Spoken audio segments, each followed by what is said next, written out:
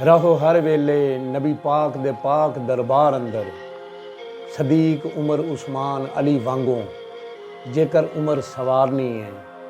ऐसा कदी ना कोई मल्लाह मिले, बेड़ी जिसने पार लगावनी है। जिंदा छड़ जे मरदियां कदर कीती, बाजी जिंदगी दी मूर्ख हारनी है।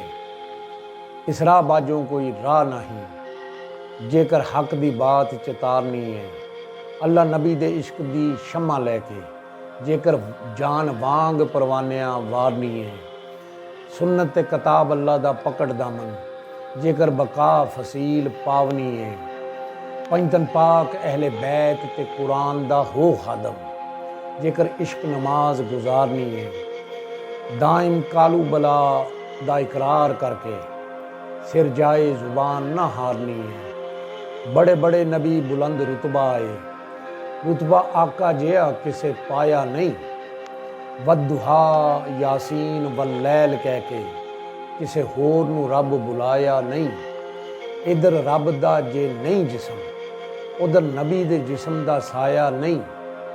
एक हशर दा दिन है, कहर दा दिन, जिथे किसे ने दर्द वंडावना नहीं। आ गया जो रब दी पकड़ अंदर, बिना नबी दे किसे छड़ावना नहीं।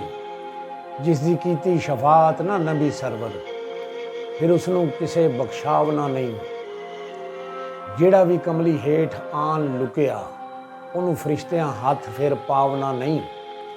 खाली जुहद ते अमलां ते मान ना कर, तेरे अमलां ने कम आवना नहीं। दामन नबी दा जेड़ा हथों छड़ बैठा, फिर समझ लो किते टकाना नहीं।